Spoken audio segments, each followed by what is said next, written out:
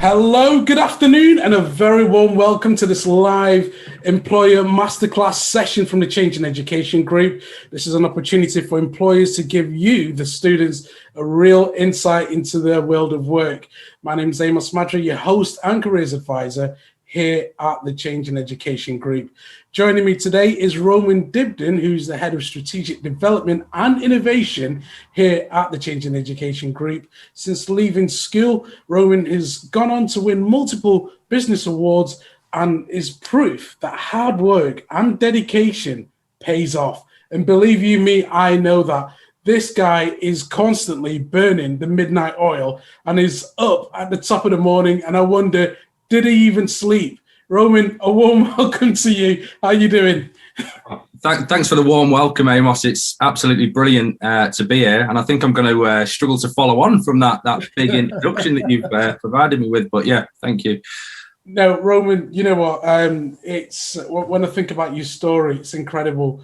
With all the adversities that you had to face, the difficulties, life gave you lemons and you literally made lemonade out of it.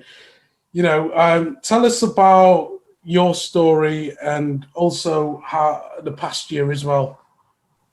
Okay, big question. So I think, firstly, the funny side of this is I always said to myself that I'd never be a guy in a suit.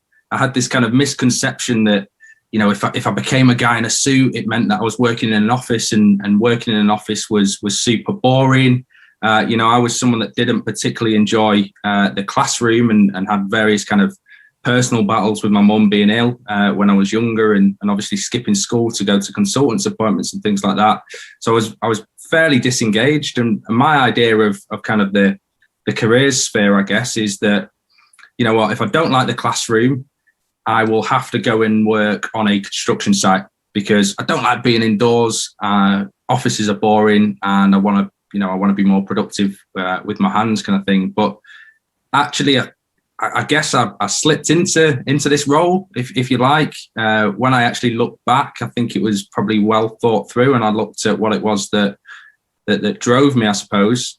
But yeah, I'm incredibly lucky to be doing what I'm doing here.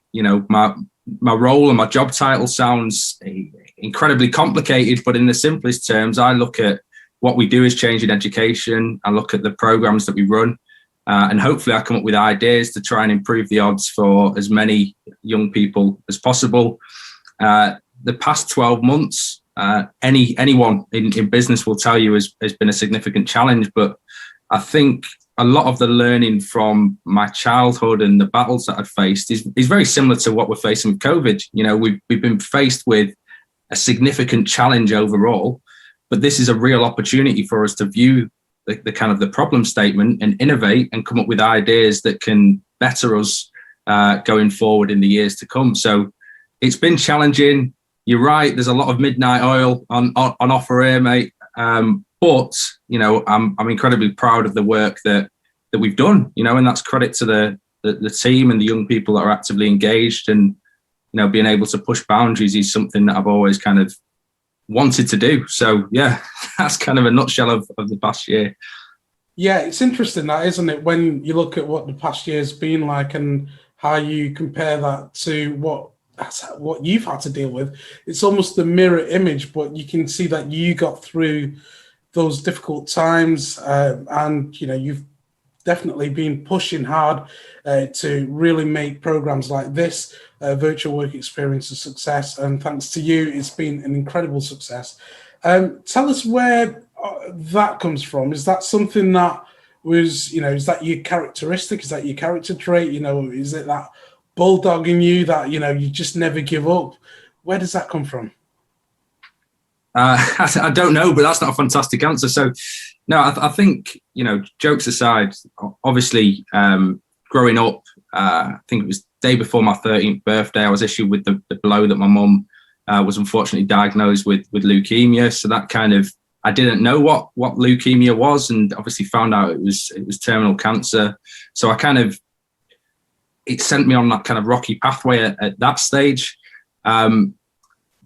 In my younger years, I probably wasn't great at dealing with my emotions, and that led to to acting out within school, and obviously it's not necessarily the teacher's fault, but it just wasn't the best environment for me. So at 14, I was actually kind of excluded from school. And I always smile when I say this, not that it's funny being excluded from school, but at that moment in time, I was like, oh, fantastic. I hated school. I can play lots of Call of Duty or FIFA online, and that's all I'm going to do. But let me tell you, there's only so much of that you can play before it gets a little bit boring. And then it kind of spiraled into this journey of, you know, when I was at that stage, I had to vent my emotions. So I actually got into making music and running different music workshops. And my work experience in school was non-existent, but luckily Starbucks funded me to do a local tour and tour around the local schools and perform and things like that. So that was kind of over that period of probably age 15 to age 16 and a half, 17, that was all I was doing. You know, I was lucky enough to be making music, getting paid to do gigs, and that was kind of my survival and coping mechanism. But then obviously there was kind of that conversation with my mum, and any parent wants to get you, to get grades under your belt. So I ended up in a pupil referral unit. For those of you that don't know what it is, it's kind of a little bit like a zoo, if you like, for all us naughty kids to work together and, you know, and play pool during lunchtime and argue with each other and whatnot. But that was kind of a necessary evil. And luckily enough, you know, I had an absolutely fantastic careers advisor. And you know, that's hats off to the work that you do, Amos, and all the other careers advisors out there, because at the time, I hated my double art lesson on a Monday morning. And in a PRU, I was probably the only student that was actively speaking to the careers advisor.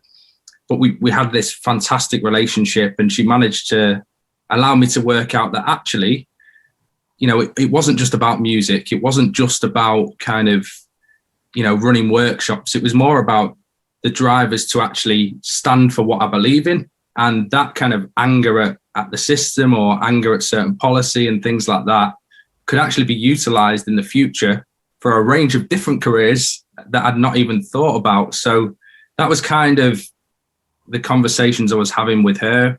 And then when I left the PRU, you know, unfortunately my mum passed away pretty much soon after that. So I was a bit kind of all over the show, but she emailed me sort of, fair enough, 6 months after I'd left. She didn't have to do this. And I remember her starting her email with, please don't delete this. I promise this will be suited to you.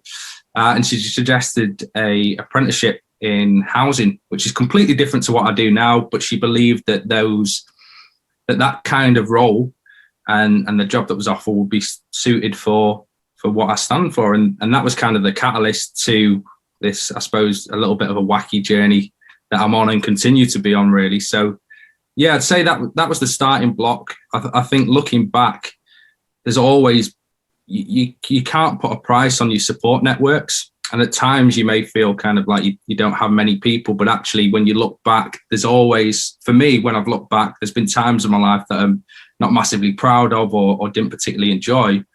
But looking back, there was always kind of an individual or someone that had said something or opened a door up, or, you know, I don't believe in luck. I personally think that we make our own luck and we've got to work harder, you know, and this disadvantage is actually an advantage because you need to work harder than everyone else kind of around you. But there is always those kind of people that can and will help when required to. Yeah, I mean, it was such an incredible story. Just hearing that, you know, it can be very challenging, emotionally draining as well, with all the things that you had to deal with. But that desire and commitment, and I suppose the people around you could see that, and you would trying and making every effort to you know, to do the best that you could. And I suppose that's you know, as you said, you know, having those people around you has been really helpful. And that continues today with the directors at Change in Education. Talk to us about that relationship and how they've supported you.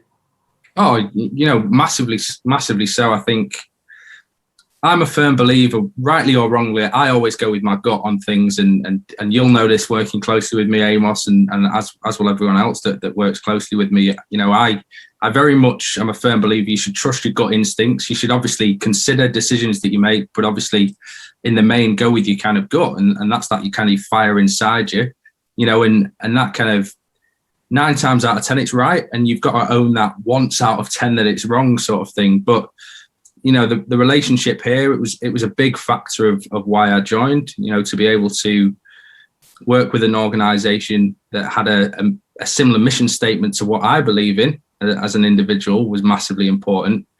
And, you know, both Matthew and Stephen, our 2 co-founders who started us back in 2008, for whatever crazy reason, have seen something in me, and it's been quite a journey over the past 3 years. But interestingly enough, you know, I actually met them both probably about six and a bit years ago.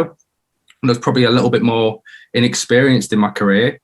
And I knew that I loved the brand. I delivered a keynote on disruptive talent and kind of that whole journey from being kicked out of education to arguing with teachers. And actually, all the reasons that I was told I was a failure is that pretty much the same personality traits that makes me good at what I do today. I've just realized how to harness it in a better way. So I think we're very quick to categorize people when actually it's just the environment that's not suited to who they are. And we need to, a big thing of what I do, and, you know, I know it's for all our staff here, is really changing mindsets of with employers. You know, this is why we do these masterclass sessions, to get them to think differently about young people and about talent, and to look in different places. And yeah, I think, you know, I went away 6 years ago, did talk. I said to myself, you know what, I need to go and get management experience under my belt and be a bit more well-rounded.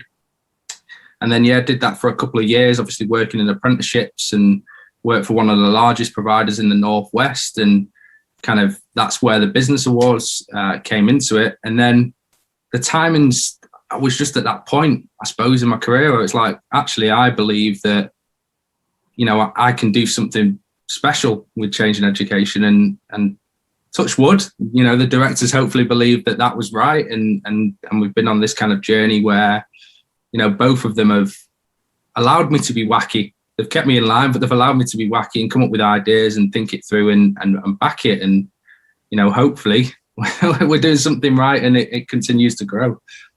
Yeah, winning those award ceremonies, what did that do for your confidence? And talk to us about that a little bit. You know, I'm going to be really controversial here, and I wasn't even planning to be controversial in saying it, but as we're deep conversation, Amos, we'll talk about it. The biggest problem for me, so the awards are fantastic. You know, I'm someone that, by my own admission, I suffer with imposter syndrome. So if I actually sit down and have these kind of conversations, and I know we've spoke about this in the past, it's kind of, it humbles me to think some of the things I've been involved in, and, you know, the people I've had around me, and all the things we've managed to go on to achieve, from kind of idea to reality, and all of this lot. Now, I never believed that I should have had those awards, in the sense that the stats said, yeah, I should have done, sort of thing. The results that we got in apprenticeships, and kind of the rationale as to why, and the certain things we've been involved in. But inside, I was like, I'm still this kid that was kicked out of school. You know, I'm still that, you know, rough around the edges person. You know, I don't deserve this. And it was a fantastic experience, obviously, to be dressed up.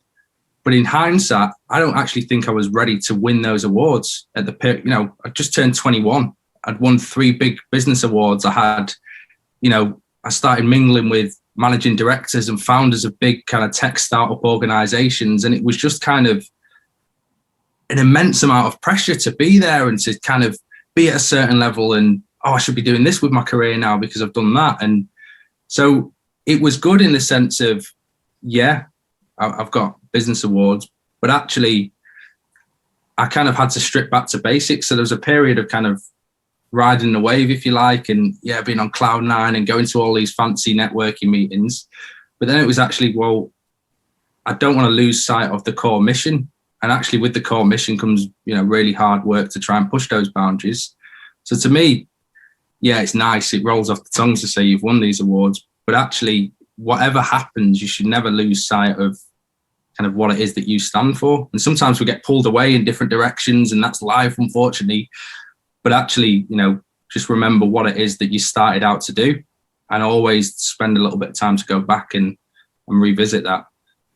Yeah, that's good advice. And that's something that we all have to deal with as well in life individually. Excellent advice there, Roman. Now, you've got a lot of experience in the education business sector. What sorts of changes would you like to see? Well, probably lots of changes. I would say that firstly, I absolutely wish I had the level of careers advice available to me when I was in school, and appreciated it as much as I do now. And I see the work that our careers teams are doing and linking employers up to the classroom, because actually, if I understood the whole kind of, we should be focusing on our drivers rather than what I deem to be a career that's going to make a load of money. I was in cycles of, well, I don't like the classroom, I'll be in construction. Okay, so in construction, what's going to make me the most money? Well, I want to be a site manager, or actually, no, I'll work in engineering. But those kind of things, it was the wrong way of looking at it. It was actually, okay, what is it that makes me tick on a simple level, and how can I pull that into a career? Because I'm not saying to everyone out there, do wacky decisions. I think there is a lot at the moment where I suppose us as young people really want to go into these highbrow organizations, these young brands, and that's it. If we don't get to that level and we don't start at a certain salary, it's over for us. We failed, sort of thing. Actually, just go with your gut. Go with something that you enjoy. Life is very, very short, and actually, if you get your foot in the door, it's over to you to shine and be the best at what you do and stand out amongst others. So, if I could change anything, I think we need to keep virtual delivery as part of a blended careers program. We need to bring more employers into the classroom virtually, give students more access all areas. And yeah, I'm happy that technology, another side of our business is the app and the technology and the software platform, and it's great to be involved in designing a lot of that and working with the more brainier people than me to make it happen. But yeah, let's get apps, let's get tech into the classroom, but let's look forward to returning to normal work experience when we can do. I think you can't put a price on that either. Yeah, definitely. There's things that you'll learn in a workplace which just can't be replicated anywhere else. But still, tech has its big part to play in all of this. Great advice there. What's a typical day like for Roman Dibden? Oh, what a lovely question. I think, do you know what? I think if I came into work and, as you can see, I'm working from home. I've set a space out at home to kind of have that designated workstation, I suppose. But, I'm super lucky. Outside of COVID restrictions, I could be traveling around. I could be meeting lots of different schools or people that are looking to work with us. And it's a very different day. At the moment, pretty much up at sort of 5:30, 6 a.m, have plenty of morning coffees to get me into gear, cracking on with emails, meeting with the team, and just looking ultimately how we can be better at what we do. I think I never want us or any of us, that goes for any company out here, to think that we have all the answers and that we're perfect at what we do, because I think when you get into that complacent mode, it's a massive kind of risk. So a lot of my role now is very much looking at, okay, we've received fantastic feedback, but how can we tweak it up by 10%? How can we push that boundary a little bit more? So, today's a nice day. I get to speak to you and the lovely students, Amos. But yeah, it could be conference calls, it could be admin, it could be doing reports, it could be, we've recently started a project over in Dubai, which is especially nice for me because kind of when I was starting out in my career, it was like, I really want to go and work in Dubai. I want to do a year in Dubai. It looks fantastic. And I never got round to it, but it's nice to be able to set up those kind of partnerships now and obviously support the young people over there. Exciting. How good does that sound?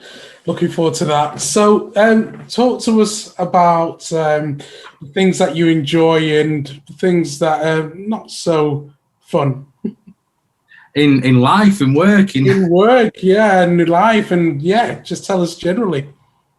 I think expectation is a massive thing. I've always said to myself that, and this goes back to the earlier point. Do not copy my story, in the sense. Do not think that, okay, leaving education early is the right way to go. I'm one of few that have managed to kind of overcome that, and that's why I'm so passionate about us working with the kind of the pupil referral units and trying to prevent young people from becoming disengaged. What I would say, everyone that's watching this session now is in a much better position than I was. And I know we're under COVID and the landscape is difficult, and that's exactly why we've kind of all pulled together and work ridiculous hours to try and make this happen. But actually, you're still in education. You've still got that kind of support mechanism.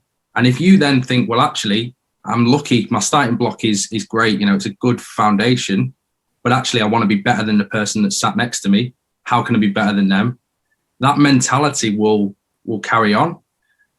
I think the other side though is I've got so many ideas. Like I'm a creative, which was probably linked to the music and things, where it's like I'm quite disruptive. I probably, back to the earlier point with Steve and Matthew and the dynamic with the directors and stuff, I'd be a nightmare to manage. I probably am a nightmare to manage. Apologies, guys, and I know you're watching, but those kind of traits of, I want us to be doing everything, and now when I want us to be the best at what we do, and I want us to keep pushing and keep pushing, there is a balancing act within that. So all that's good and it can drive us forward is bad because it drives me crazy, and I'm up burning the midnight oil thinking this needs to change. So I think that they're bits that I need to work on. I'm 24 now. I'm still, I wouldn't say I'm still young. I feel like I've aged massively in terms of what I've been involved with. But, my career, it's not like I'm speaking to you and this is my career done and that's it. I think it's very much, I'm still trying to figure it out. And that whole work-life balance and finding other hobbies and things like that is something that I know deep down I need to look at. And yeah, that's a to-do for me to work on. Yeah. You're making some excellent points there, and I think it's really important that to understand that self-reflection, understanding who you are, what you're doing, and what your purpose is, and we're constantly pruning ourselves to fine-tune ourselves to that image that we have, and I think that's just a constant process that will always continue throughout life. So no one is ever there at the end. I think we've all still got some way to go. But, I think one thing that's really interesting is, because you're so creative and you're always coming up with new ideas, I know you've got a method that you use in order to capture those ideas. Talk to us about that. You probably remember, I'm smiling to the students out there because we did a futures panel, and I know you were treated to a fantastic futures panel yesterday with some absolutely awesome guests. I was equally tuned in and engaged with this session. But yeah, the thing for me is that Amos is right, as he earlier said. I end up working till silly o'clock, but sometimes the way that my mind works, I'll wake up in the middle of the night with an idea or with a concept, and I have to make a note of it, because what I've learned is that sometimes I'd just toss and turn and go back to sleep and think, right, I'll come back to it in the morning. And I'd beat myself up because I'm like, it seems so good at 2 a.m. Why can't I think like that? Where's the gap? So I always have a rule that, when I go to sleep, the notepad's always next to me and I can sketch out ideas. And, sometimes with that, we all have a day-to-day.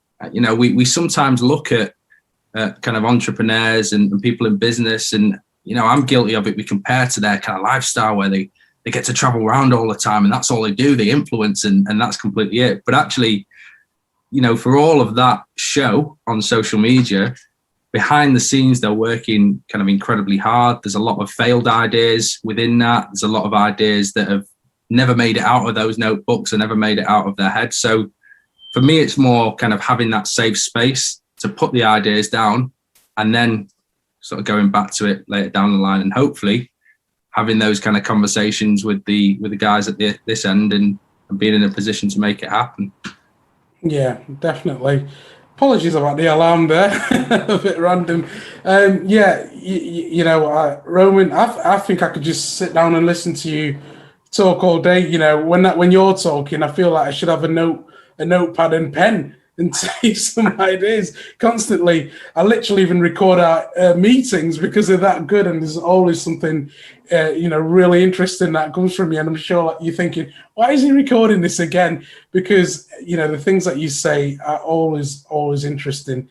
And I'd like for you to now share your most important tips for our students. What would you say are the things that that they need to put at the forefront of what they need to do in order to achieve some of the things that you've done?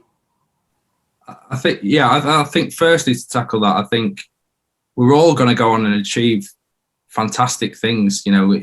Achievement shouldn't be defined by awards or accolades or anything like that. The achievements should be defined from within and what you want to kick on and do. And I think that's the biggest challenge being young. And I still feel this challenge is this whole fear of the unknown. And, what are things going to look like next? I've been super lucky, to manage to buy a house and all these kind of things that as a youngster growing up where I grew up, it was like, oh, that's never going to happen sort of thing. I'll never do that, or I'll never get that, a certain car or whatever it is, But that was very much driven by my idea of what success criteria is through materialism. I think if you don't know what you want to do at this point, don't beat yourself up, because if you look at me, I worked in housing, which was part office based but part development team. So I was actually going around to different construction sites, so there was an element of that in there. I then became an apprentice ambassador, so it was kind of a different take on things, and I was going around and I was delivering talks on my journey. Sorry to all the students that had to endure that at that period of time. And then I went to manage a team in an apprentice provider, and now this is completely different to anything I imagined. I don't think you could put my job on Indeed and say this is what it looks like, because I'm lucky to be in an environment where I've been able to kind of write it, and create it and say this is what I want to be doing and this is what it looks like. So I think don't feel like there is some sort of time limit on where you want to go. Don't feel like that, for instance, if you're doing a career at this point, or you've got a part-time job in a certain place, that actually, by the time you finish your studies, that's it. You've got to go into your ideal career. Enjoy finding yourself. I feel that if I could go back in time, I'd work a different way around, but I was kind of forced into, oh God, I've got to go and find this apprenticeship and I've got to work my way up because I've got to fund a roof over my head, because otherwise, I didn't have that kind of support bubble. So I think, do not kind of be tempted to look at, oh God, my mate down the road's doing this, or my mate's become a civil engineer and he's got a sponsored apprenticeship and he's driving a brand new car, and what the hell am I doing with it? And he's on this salary scale. And that was real thoughts that I had, because my best mate was, I think where was he at?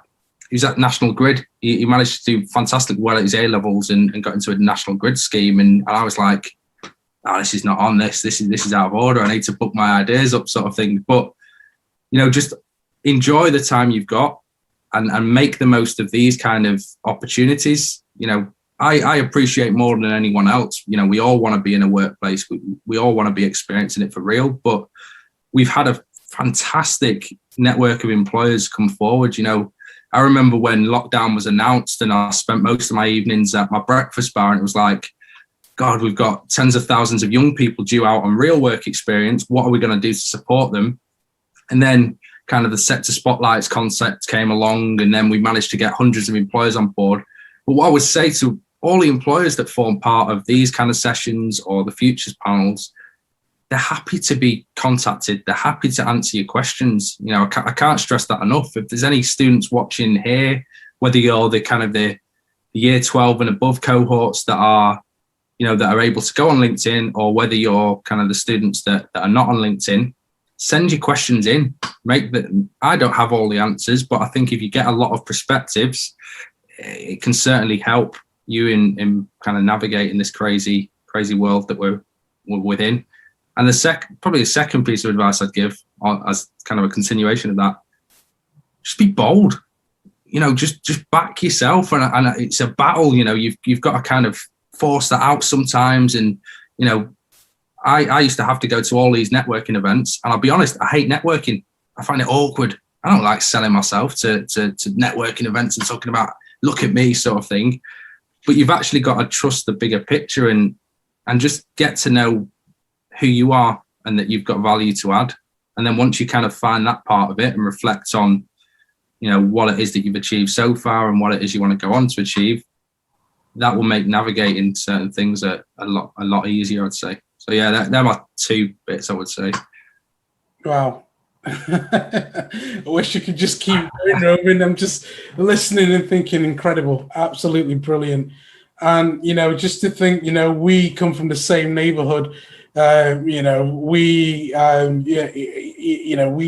what it's like where we grew up, and it's not the easiest of places, but for you to have done what you've done, again, it just shows that hard work, grit, will get you through anything, and you've certainly done that. So fantastic, well done for that again. And of course, networking. And when I think about this program again, yes, working in traditional work experience makes sense. It's something that is a great opportunity to learn, but you're not going to come across half of the employers that the students get to meet in this program, and they get to come across some CEOs, people that have done ridiculous things and have, continued to go on to do incredible things. And you hear firsthand from these guys. And what's more is these guys are willing to connect with the students, whether it's on LinkedIn or just put out the information out there, reach out and ask for that advice.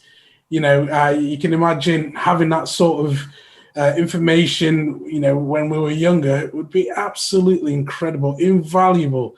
And that's available now for our students. So definitely, guys, make use of this. Watch this video again. I'd say watch it 8 to 15 times. What Roman shared here is absolutely incredible. And if you took just 10% of what he said, you'll be a wonder. You'll do incredible things and go on to achieve things that you could only have dreamed of. Roman, thank you so much for taking the time to sit down, talk to us, share your experiences, and you continue to inspire us and inspire me anyway. I think you've done incredible things, and I think there's still more to come. You still got great things to come ahead. Before I let you go, how can people connect with you? Great question. I think just to pick on the earlier point, as you were speaking, you're explaining kind of all the access, all areas with employers. In essence, what we've done is basically all of us have come together and as Changing Education as a group, and we've basically leaked an address book. In that address book, when I was starting out, is absolutely golden. That I remember, God, I need to network with these kind of people, but I've got to go to one of these awkward events, and I've got to push myself out my comfort zone. The employers that come forward on these programs, I continue to be inspired, and I try and make a pledge to watch all or as many of the live sessions as I possibly can do, because I've still got things to learn from these people and individuals. So I'd say keep checking out the content, like Amos has said. In terms of connecting with me, obviously you can contact via our work experience team and submit kind of any particular questions that have come out. Or for those of you that are on LinkedIn, obviously follow the Changing Education group, get in touch with me directly on LinkedIn. And yeah, don't be afraid to ask those questions. And, if there is anything that I or we as Changing Education can do to support you, we're more than happy to help. And I'd love for as many of these people that are watching and had a fantastic experience, so at some point share their story with other young people and really pay it forward. The whole mission here is to kind of create this collective movement to demand more for our next generation of talent, and we all play a part. I'm thankful for the door being open for me, which is why coming from my background, I want to make sure that things are easier for other young people facing barriers. But yeah, if you're watching today, do get involved with what we're up to, and we'd love to have you on board. Incredible. As I said, every time you're speaking, I feel like you need a notepad and pen. We've leaked an address book. Doesn't get any better than that, guys. Remember, the hashtag is Inspire Future Leaders. Do connect with us if you haven't done so for our college students on LinkedIn. Tag the Change in Education group in, tag myself in, let us know what you thought on this. And of course, we'll always connect with you on social media. For our skills, work experience at changeineducation.co.uk is our email address. So guys, there you have it. You've heard from Roman Dibden, our Head of Strategic Development and Innovation here at the Change in Education Group. So from Roman, from myself, from all the team here at Change in Education, thank you very much. Until later on or tomorrow, take care. Thank you. Take care. Bye-bye.